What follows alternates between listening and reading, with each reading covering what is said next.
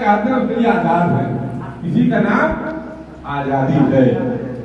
तो दलितों, शोषितों, वंचितों के साथ जो जुल्म हो रहा है उसकी लड़ाई आप क्यों नहीं लड़ेंगे? जब ये मुल्क आजाद हुआ, हिंदुस्तान जब आजाद हुआ तो आजादी किससे मिली थी? अंग्रेजों से मिली थी। अंग्रेजों ने किससे इस मुल्क को छीना था? मुगलों से छीना था। मुगल कौन थे? आपके समाज के लोग थे। आजम खान कहते हैं मुगलों से मेरा कोई वास्ता नहीं। बताओ, एक बिरादरी, एक समाज जिसको मुगल के नाम से जाना जाता है, जिसने 350 साल हुकूमत की इस मुल्क में, और जिसका हर बादशाह इस हिंदुस्तान के अलग अलग गलियों में दफन है, और जिसका आखिरी बादशाह हिंदुस्तान की तहरीक आजादी का सबसे बड़ा लीडर, और हिंदुस्तान को आजाद कराने की लड़ाई लड़ता हुआ उसके दोनों बेटों का सर काट करके थाली में सजा दिया गया, और आज बर्मा में दफन है। हिंदुस्तान की आजादी की लड़ाई लड़ने वाले कौन लोग थे? पहला नेता बहादुर जफर, दूसरा नेता अंग्रेजों के खिलाफ मुल्क से आजादी की लड़ाई इन कद्दूखोरों ने नहीं लड़ी। इन कद्दूखोरों ने नहीं लड़ी। ये तहरीक आजादी के गद्दार और अंग्रेजों को वफादार हुआ करते थे। अंग्रेजों के खिलाफ लड़ाई 1857 की लड़ाई उलमाओं ने शुरू की थी। मुल्क के उलमाओं ने फतवा दिया कि अंग्रेजों के खिलाफ जिहाद जारी है। इस मुल्क में लाखों उलमा अंग्रेजों के साथ लड़ते हुए शहीद कर दिए गए। आपका इलाहाबाद मौलाना लियाकत अली, जिनकी क़यादत में 1857 की जंग लड़ी गई, आजाद किया अंग्रेजों से इलाहाबाद को। लगभग 27-28 दिन तक मौलाना लियाकत अली ने इलाहाबाद से उस इलाके की क़यादत की। किसकी हुकूमत गिरा करके? अंग्रेजों की हुकूमत गिरा करके। अंग्रेज लोग क्या किए? अंग्रेज लोग आए, तोप लेकर के आए, गोला लेकर आए, टैंक लेकर के आए, लड़े और दोबारा उन्होंने कब्जा किया। लेकिन ये बताइए कि क्या इलाहाबाद की किसी गली में, एक छोटी सी गली का नाम भी मौलाना लियाकत अली के नाम से है? कोई चौराहा लियाकत अली के नाम से है? मौलाना लियाकत अली के नाम से है? कोई स्टेशन, कोई चौराहा, कोई कहीं पुतला, कहीं म्यूजियम? क्या सरकारी रिकॉर्ड में इलाहाबाद में कहीं मौलाना लियाकत के नाम से एक जमीन भी है? उस समर शहीद की जिसने तहरीक आजादी में इलाहाबाद को आजाद कराया था, उसका नाम नहीं है। दिल्ली के जामा मस्जिद के सामने, पर दिल्ली के लाल किले के सामने जामा मस्जिद किसने बनवाई थी? मुगलों ने बनवाई थी। आगरा के जामा मस्जिद सामने, आगरा के किले के सामने जामा मस्जिद किसने बनवाया था? मुगलों ने बनवाया था। इलाहाबाद के किले के सामने जामा मस्जिद नहीं है। जिन मुगलों ने दिल्ली का किला बनवाया था उसके साथ जामा मस्जिद बनवाई थी, जिन मुगलों ने आगरा का किला बनवाया था उसके साथ जामा मस्जिद बनवाई थी, उन्हीं मुगलों ने इलाहाबाद का किला बनाया था। इलाहाबाद किले के सामने जामा मस्जिद क्यों नहीं है? क्या इसमें कोई लोग बता सकते हैं? तो बता सकता है? इलाहाबाद किले के सामने भी उसी तरह की जामा मस्जिद थी जिस तरह आगरे के सामने किले के सामने है, दिल्ली के किले के सामने है। मौलाना लियाकत अली की बगावत के बाद, मौलाना लियाकत अली की तहरीक 1857 की तहरीक आजादी की लड़ाई के बाद जब अंग्रेज दोबारा काबिज हुआ, उसने इलाहाबाद के किले को, तोपों, किले के सामने वाली जामा मस्जिद को तोपों से उड़वा दिया था। उड़वा दिया था। वो लोग जो अंग्रेजों के खिलाफ बगावत करते थे वो उनका मरकज था। और न सिर्फ उड़वा दिया था, बल्कि इलाहाबाद में जमुना नदी पर एक पुल बना हुआ, जमुना ब्रिज, कर्जन ब्रिज है, क्या नाम उसका, ऊपर से ट्रेन जाती है, नीचे से। मस्जिद के खड़ेरों की ईंटों के दम, ईंटों से उस पुल का निर्माण कराया था जनरल नील ने। आपकी मस्जिदों के ईंटों से उस पुल का निर्माण किया गया जो आज भी खड़ा हुआ है, और पूरे इलाहाबाद में किसी मुसलमान को ये बात मालूम नहीं है। इलाहाबाद किले के सामने भी जामा मस्जिद थी, जहां मिंटू पार्क में जामा मस्जिद थी, लोग गूगल पे डाल के देखिए दिखाई पड़ेगा। लेकिन मुसलमानों को 200 साल का इतिहास नहीं पता, नहीं मालूम। तारीख में एक हादसा हुआ, सही हुआ या गलत हुआ उस पर मैं नहीं जा रहा हूं। एक हादसा महमूद गजनवी अफगानिस्तान से आकर के सोमनाथ के मंदिर को गिराता है, जिसको ये चड्डी ग्रुप हर चौराहे चौराहे बजाते हैं मुसलमानों ने मस्जिदें गिराई। सोमनाथ का मंदिर महमूद गजनवी ने गिराया, इसको हम भी मानते हैं, इतिहास भी मानता है और हिंदू लोग भी मानते हैं ना। लेकिन जब मुल्क आजाद हुआ, प्रधानमंत्री जवाहरलाल नेहरू बने, रहमान प्रधानमंत्री बना, तो पहला काम क्या हुआ? उनकी याददाश्त थी कि 1000 साल पहले इतिहास के किसी कालखंड में एक मंदिर गिराया गया था, उसको उन्होंने रिस्टोर किया, पुनर्निर्माण किया। 1000 साल पहले गिराए हुए मंदिर को अगर आजाद हिंदुस्तान के पहले सुबह दोबारा बनाया गया, इलाहाबाद किले के सामने जो मस्जिद आजादी के दीवानों के जुल्म के अगेंस्ट में अंग्रेजों ने गिरा दिया था, उस मस्जिद को बनाए जाने की मांग कौन करेगा? क्योंकि जितने यहाँ बैठे किसी को मालूम ही नहीं है कौन करेगा। ये बात कौन करेगा? गुलाम कौन है? कौमें कभी अपने हकों की बात नहीं करते। हड़प्पा और मोहनजोदड़ो के खड़हराट हिंदुस्तान में बसने वाले, जिनको शूद्र कहा जाता है, अछूत, अछूतों के आबाद के खड़हरे हैं, वहां पर उनके हुकूमत, उनके आबाद किया करते थे। लेकिन उनको ये नहीं मालूम, आज के अछूतों को ये नहीं मालूम तुम्हारे बाप दादा वहां से हुकूमत किया करते थे। उनके साथ तो 6000 का वक्त गुजर गया, उनको नहीं मालूम।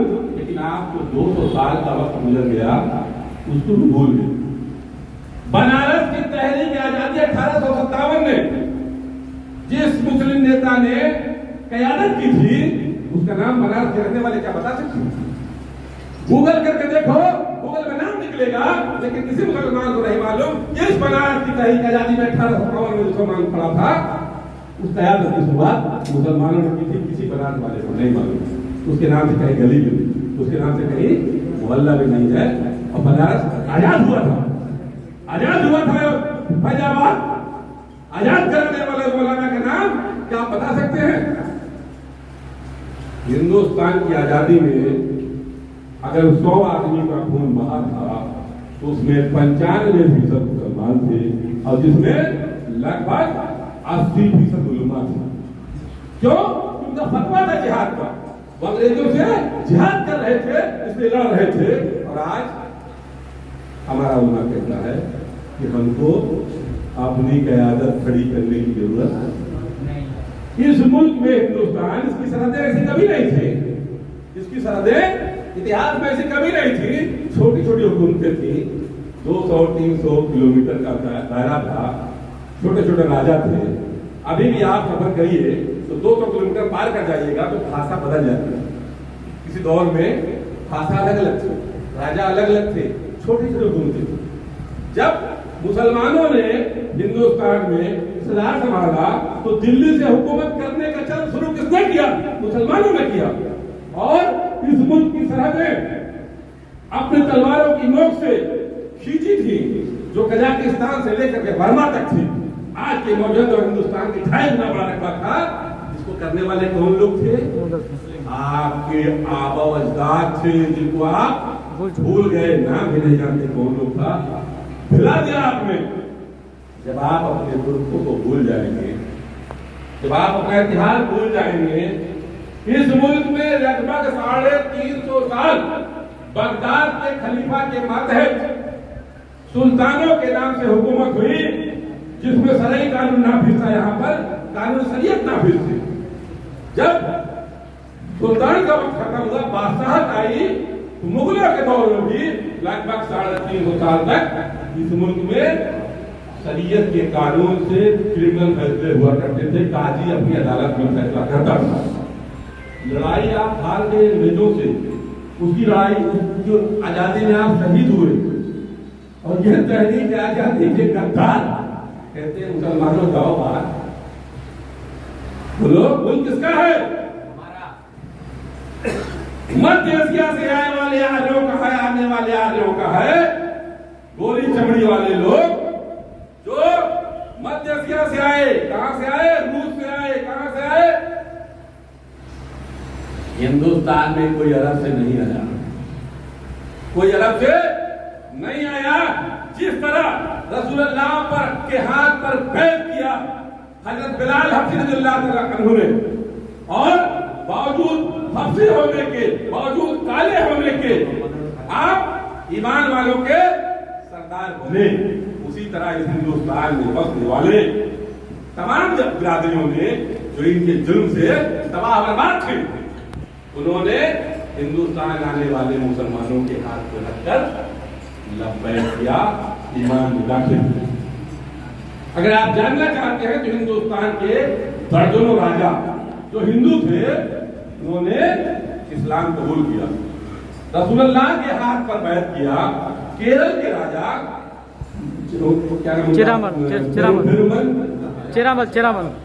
पेरुमल ने मदीने में जाकर रसूलुल्लाह के हाथ में ईमान लिया और आए केरल। ये बात अपने दिल से निकालो कि हम किराएदार हैं, तुम इस जमीन के मालिक हो, तुम इस जमीन के मालिक हो, और तुम्हारी आबादी इतना है, उत्तर प्रदेश में तुम्हारी आबादी इतना है कि तुम अगर अपने आबादी का आधा वोट, उत्तर प्रदेश में तुम्हारी आबादी इतना है कि तुम अगर अपनी आबादी का आधा वोट इकट्ठा कर लो, 100 में 100 मुसलमान का वोट नहीं चाहिए, 100 में 50-55 मुसलमान अगर इस झंडे के साथ आ जाओ, इस नेता के साथ आ जाओ, 45 मुसलमानों को छुट्टा छोड़ दो, उनको कभी मत पूछो, जाए सपा बसपा कांग्रेस कहीं भी अपना पेट पाले, कई थाने में चला लेकर को छोड़ दो।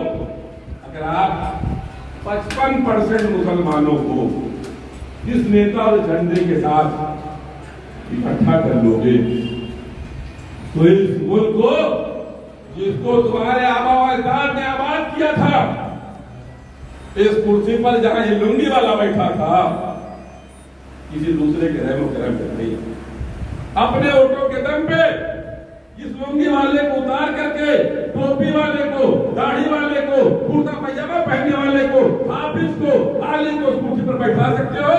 ये तुम्हारे वोटों की ताकत है। और ये बात अगर दिल में नहीं उतरी, ये बात अगर दिल में नहीं उतरी तो इलेक्शन हर साल आएगा। आपके हालात आज से 25 साल पहले बताया गया कि दलितों से बदतर है, दलित इस्लाम से बदतर हो जाएगी और भी बदतर हो जाएगी। वो दिन भी आएगा। आज देख रहे हो सड़कों में दाढ़ी वाले का चलना मुश्किल है, मुसलमान सड़कों पर लिंच किया जा रहा है, और इस बात के लिए आप अपनी लड़ाई लड़ने को तैयार नहीं। सियासी ताकत हुकूमतें कोई थाली में सजा के नहीं देता, उसके लिए लड़ना पड़ता है।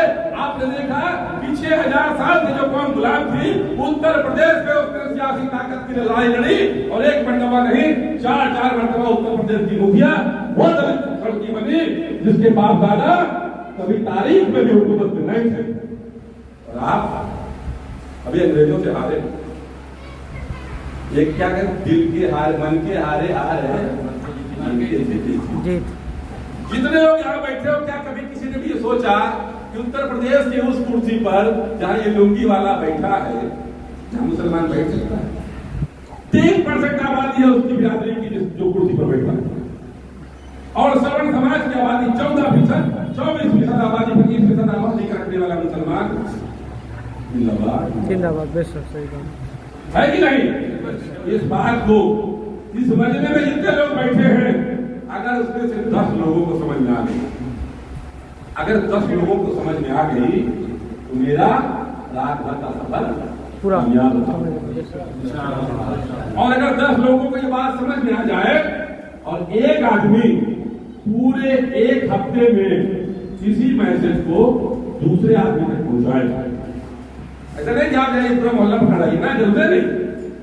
एक आदमी दूसरे एक आदमी को ये बात समझाए और उसके समझ में आ जाए कि हम अपनी क़यादत खड़ी करने के लिए 100 में 100 मुसलमान नहीं चाहिए, 50-55% मुसलमान इकट्ठा कर दो, हुकूमत इस निशान में इकट्ठा कर दो, हुकूमत आपकी होगी। हमारे साथ समाज का मालदार तबका बहुत लंबी लड़ाई नहीं लड़ पाएगा, ये बात नोट करना। समाज का मालदार तबका आपकी लड़ाई बहुत दूर तक नहीं लड़ पाएगा। क्यों? हुकूमत का शिकंजा